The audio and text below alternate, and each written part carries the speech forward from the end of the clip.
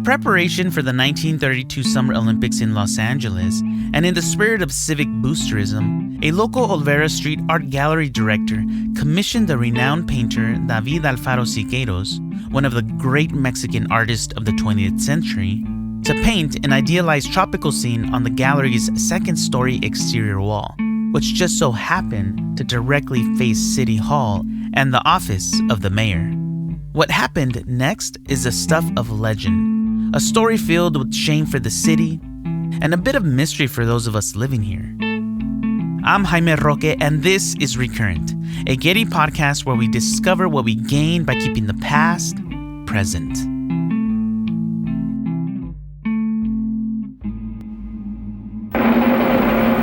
Next, F.K. Ferenc, the director of the Plaza Art Center in Olvera Street, commissioned Siqueiros to paint another mural. This one is to be painted by a group of 20 students under the direction of Siqueiros. Siqueiros said, the owner of a gallery, the Plaza Art Center, wanted to have the same kind of publicity. A typical bourgeois Yankee, he called me aside and said, I want you to paint me an outdoor mural 30 meters long and 12 meters high. As you know, he went on, my gallery is in the Mexican section of Los Angeles, a city of more than 500,000 Mexicans. The opportunity was magnificent.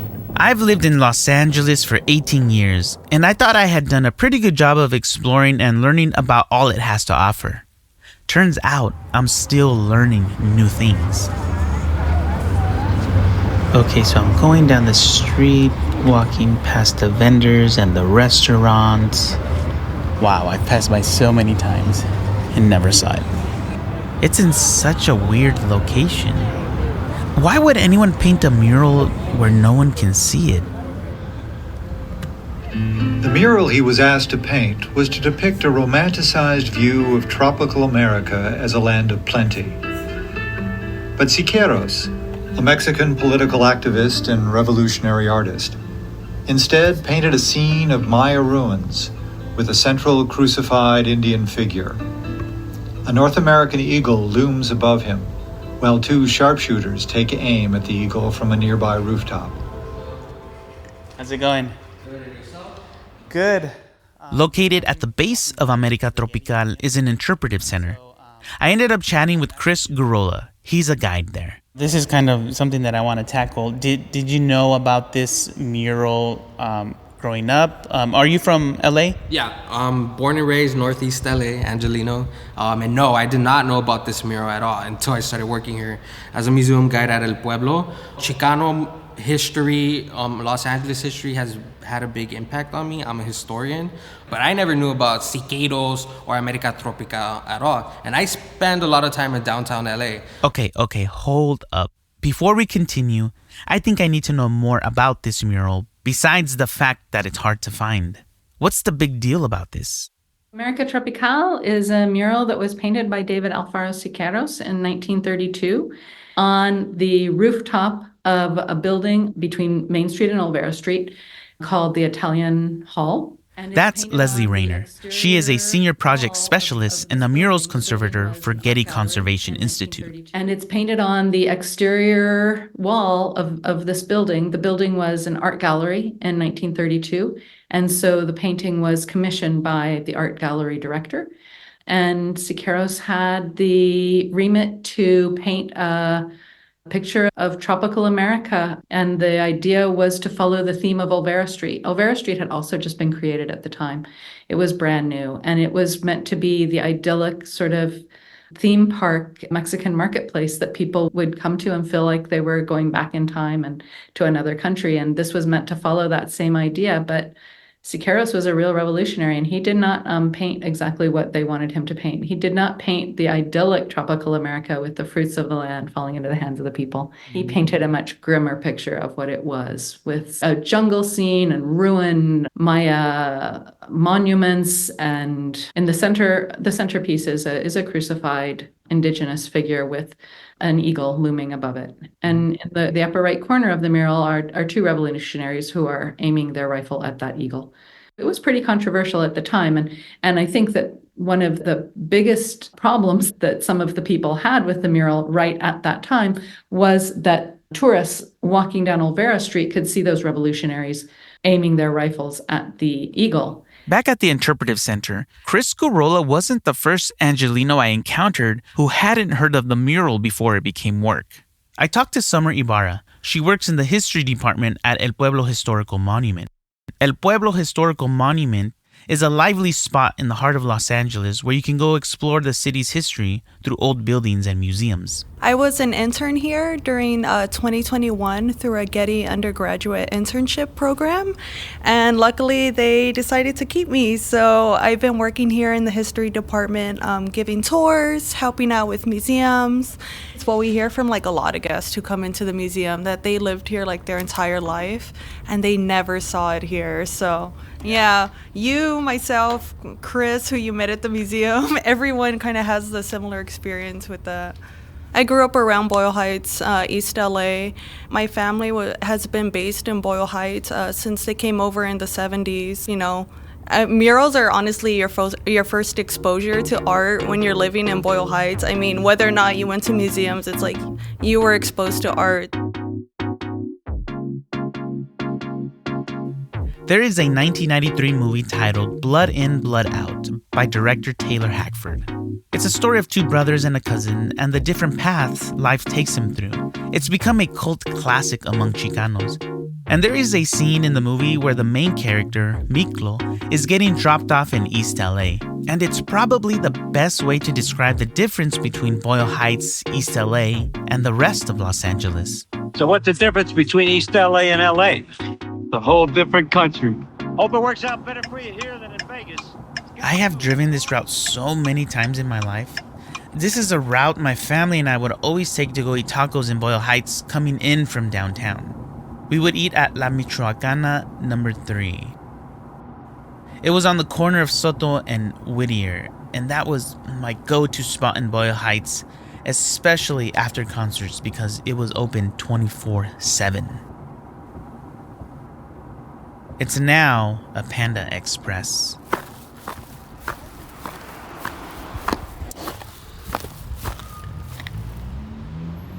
I'm in Boyle Heights and I'm standing in front of a mural titled Las Posadas that was recently whitewashed. Hi, I'm Viva Padilla. I'm the owner of Rearte Centro Literario here in Boyle Heights. I'm also a poet, a publisher, and an art curator. Viva commissioned this mural on the wall of her business to fight against the continued gentrification of Boyle Heights.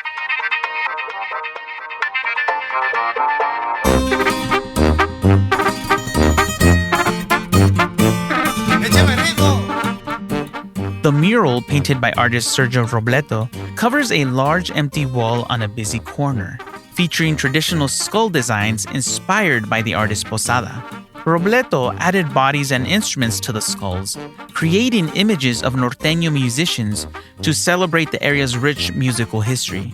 It is a symbol of resistance against the gentrification that threatens this area. We're also stating that our culture never dies, that even in death, we're playing our instruments, and we're honoring the people that have passed away too, who were músicos norteños here, that have contributed greatly to our neighborhood and to our community.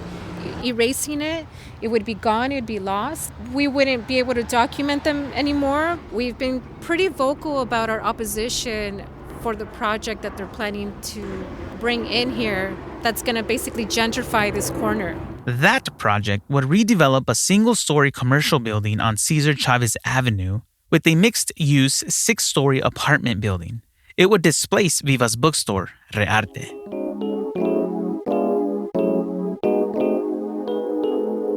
Today, Boyle Heights is largely Latino, but its demographics are changing as higher-income residents move in. Rents and property values are rising, displacing long-standing lower-income residents of the community. This shift not only changes the socioeconomic landscape, but also threatens the rich cultural heritage and tight-knit community bonds that have defined the neighborhood for generations, which is why the whitewashing of the mural has Viva so energized. The whole thing. They're just taking out the political statement, and the political statement says Brooklyn Avenue is not for sale. So they have a problem with that. So they've been whitewashing it. This is the second time they whitewash it. And so bringing it back to Brooklyn Avenue is to say, don't forget the history. Don't forget what this used to be or what this is or what it's become. Between 2002 until 2013, when the mural ordinance was signed by Mayor Garcetti, thousands of our murals were erased. And many because were heavily tagged, but they could have been, restored. This is Isabel Rojas Williams, an art historian and curator who served as the executive director of the Mural Conservancy Los Angeles from 2011 to 2016. She is telling me about a period in Los Angeles' history when the mural moratorium was in effect. Many because the climatic conditions, that they were faded, but there was no need to erase them. Many because gentrification. Because new developers and new buildings, or the same building where people were evicted and the new owners decided to erase our murals. The ban was lifted on October 12, 2013, with the passing of LA Ordinance number 182706, known as a mural ordinance. I got here at the time of the birth of the Chicano mural movement. I was very alone here. I think it's the same that happens to any person that comes from a different country where you don't have any friends, no family, you're no one. No one. I hardly spoke the language. I didn't like the food. I missed my family. But one day, I was standing in front of a mural. I look at the mural and, that mural empowered me. I look at it and I say, wow, that person looks like me. I saw myself in those murals, politically, my color, and my struggle.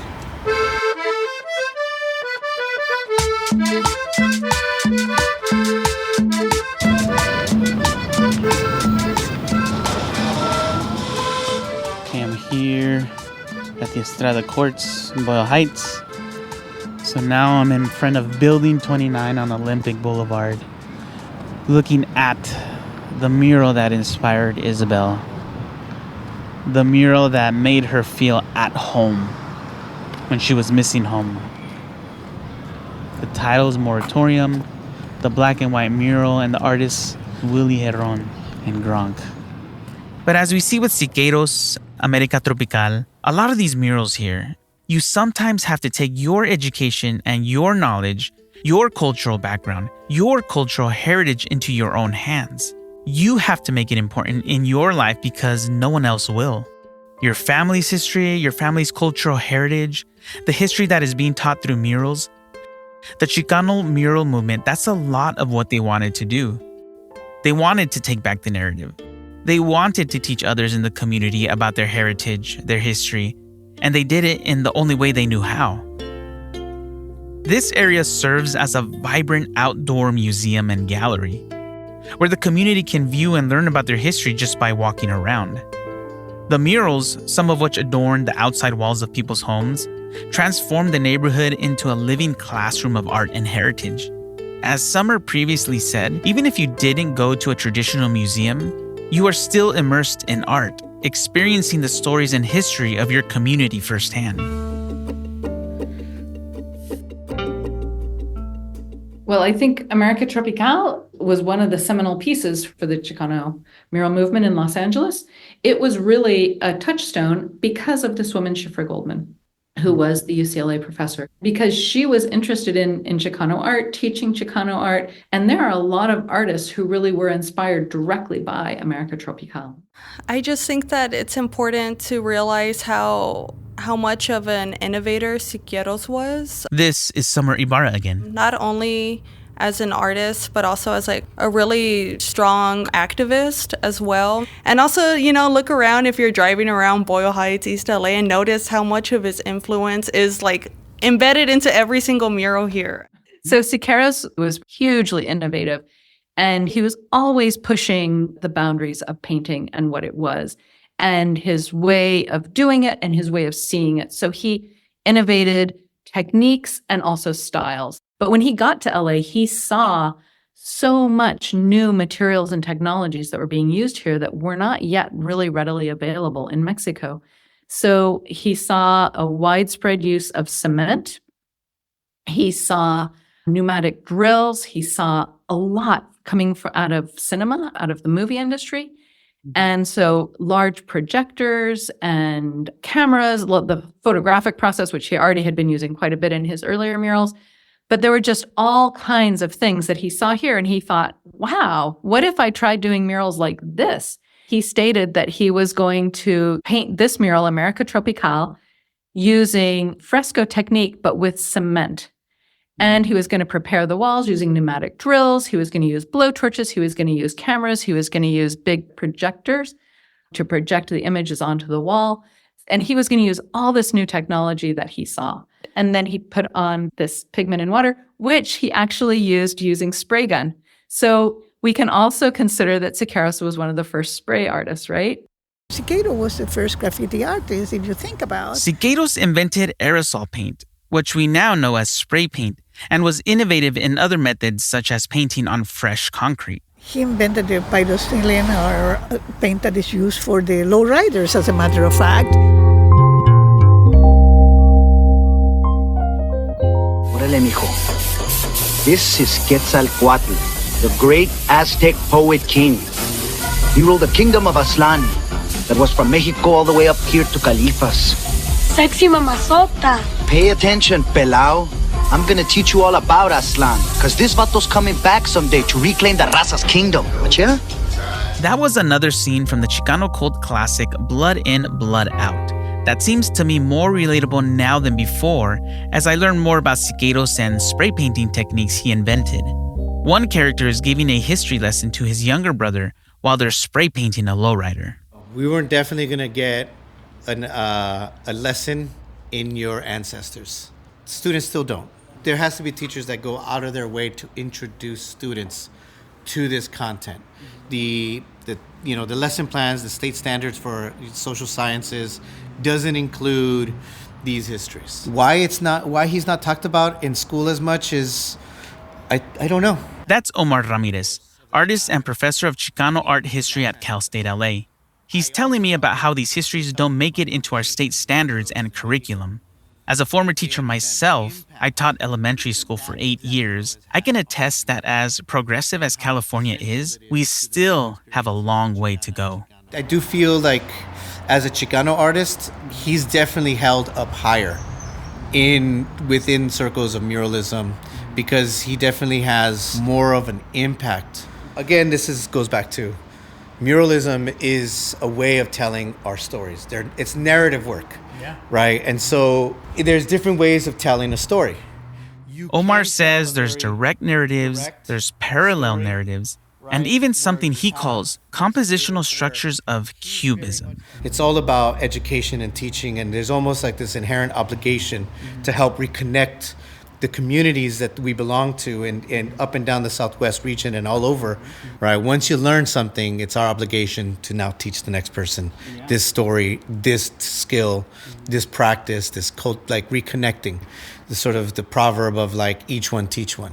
Omar told me he thinks Siqueiros was big on two types of art, easel painting and large-scale public painting. Siqueiros definitely preferred the latter because of this idea of teaching. And so he definitely is pushing that art in the public space should be transformative, should be exact in its discourse around issues of injustice, whether it's environmental, social, historical, all these things. Siqueiros, very politically minded, didn't hold back their punches around, say, colonization, imperialism, etc.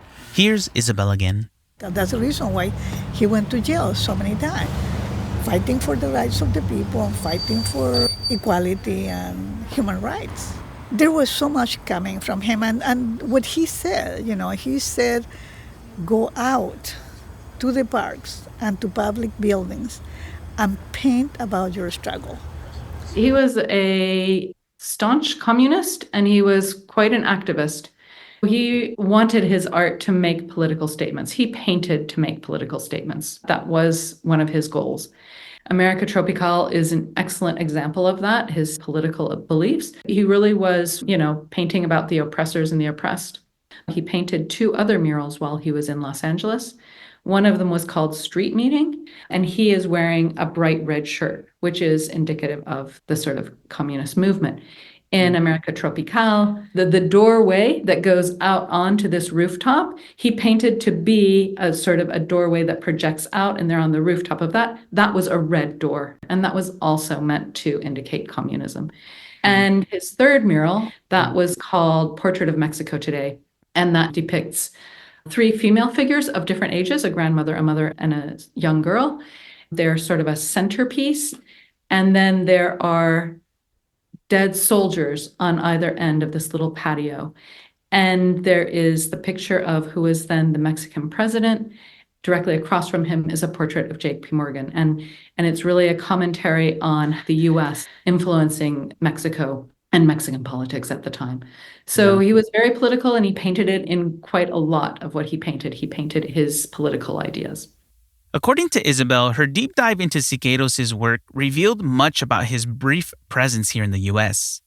He arrived in 1932, and he painted 3 murals in just 6 months. However, despite his significance as one of the 3 great Mexican muralists, Siqueiros faced exile shortly after. This led Isabel to reflect on the broader issues of how and why our culture is often erased.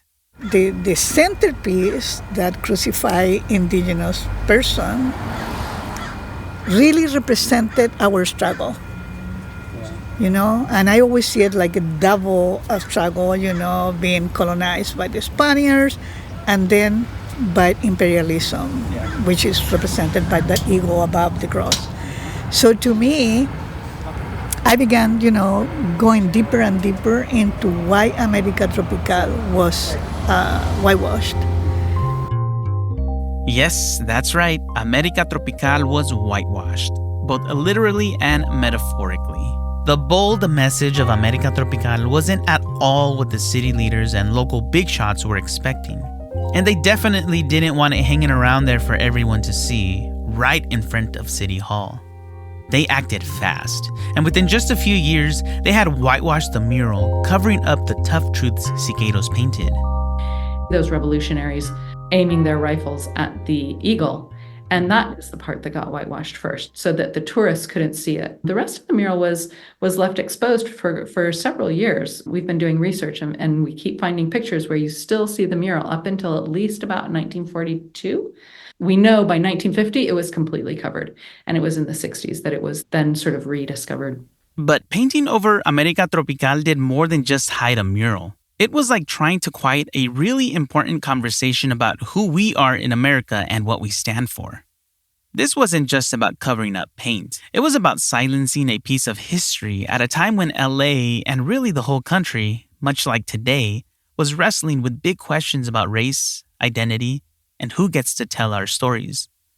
I learned through a friend of mine that there was a little door in one of those doors there that you could go through, that not many people knew about it, and you could get to the second floor where it connects with the Italian Hall, where you could see the mural. Up close? Yes. I mean, there was nothing there because there wasn't that division between you could be right there. So I remember going there, and I just laid down on the floor, on my back, looking at it. And I remember I was, completely teary-eyed, looking at it. And it was very faded. You couldn't see much. And this is probably in the 80s, mid-80s. So the whitewash itself was already coming kind of fading? Yes, it was. I had that feeling, wow, how inspiring, look at this.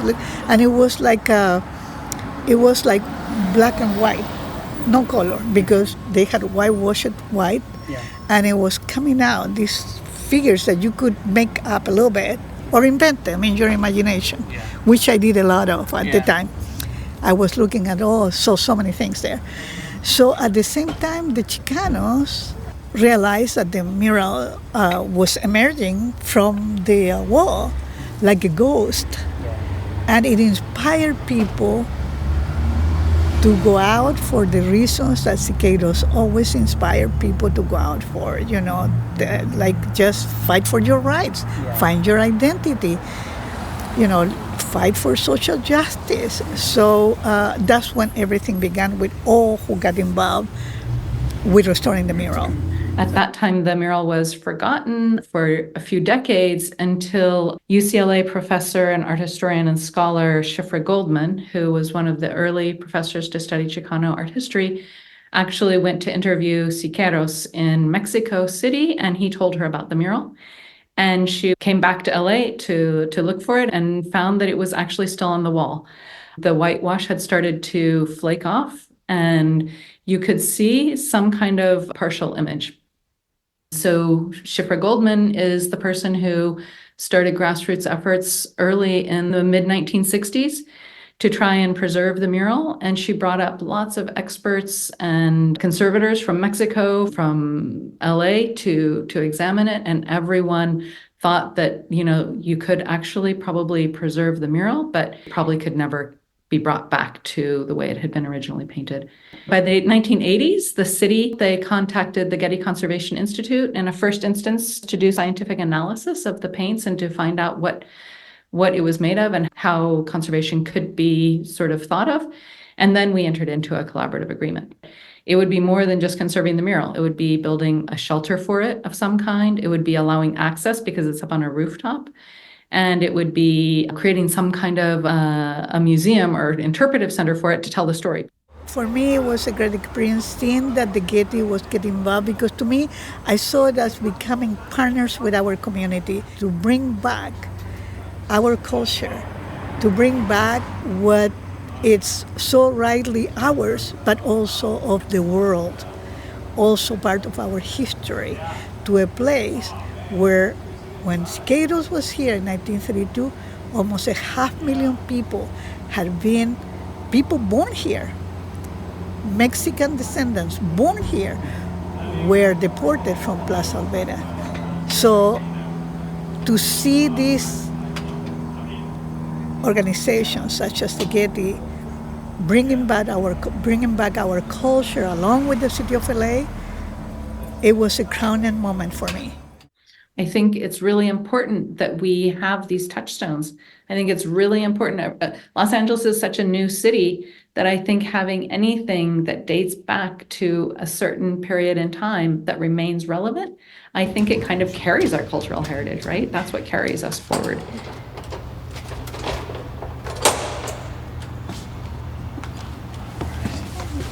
Do the honors? Yes, thank you. Is really amazing up close. It's so much bigger. I mean, I knew it was big, but it's just so much bigger when you're like up close and personal. Yeah, like, right? And like all those details that you can't really see from afar, you can see close up. Mm-hmm. I'm with Summer again, a guide for the Pueblo Museums located at Olvera Street, and she has shown me América Tropical up close and personal. Wow. And it just kind of goes to show the amount of work that it took. It's huge. The central figure, and I feel privileged. Thank you for allowing this. I appreciate it so much. I know, sorry. Standing in front of the América Tropical mural, it's really something to see up close like this, especially with City Hall right there in the background. It feels special to be standing in front of such an important piece of art. I'm still amazed I hadn't heard about it even with my constant trips to Olvera Street. Summer and Chris didn't learn about it until it became a part of their work. And who knows who else still hasn't heard about the mural or of Siqueiros. The whitewashing that happened when they took the white paint and covered up the mural was meant to erase the memory of América Tropical. But ironically, that white paint actually helped preserve the mural, showing that history can't be silenced. It's a testament to the resilience of art and the enduring power of cultural memory. Even through layers of paint meant to hide its message, América Tropical lives on, reminding us of the past and inspiring new generations to uncover and embrace its story. Even though the mural was whitewashed back in the 1930s, similar attempts to silence artistic voices are still happening today, just like with Viva in Boyle Heights. But despite these efforts to suppress expression, art remains a powerful tool for informing the public and sharing our stories. The struggles are the same, but so is the resilience. So while some may have tried to erase its existence, the mural's survival serves as a powerful reminder that our stories will continue to resurface, no matter the efforts to bury them. Let's remember to appreciate the art on our city walls. Let's keep sharing our stories. Thank you for joining me on this episode of Recurrent. Join me in 2 weeks as we continue to explore the cultural heritage stories around us. Let's continue to see what we can gain by keeping the past present. Recurrent was written and produced by Jaime Roque. Audio production by Jaime Roque with creative support from Zoe Goldman. Our executive producer is Christopher Sprinkle. For transcripts, images, and additional resources, visit getty.edu/podcast/recurrent.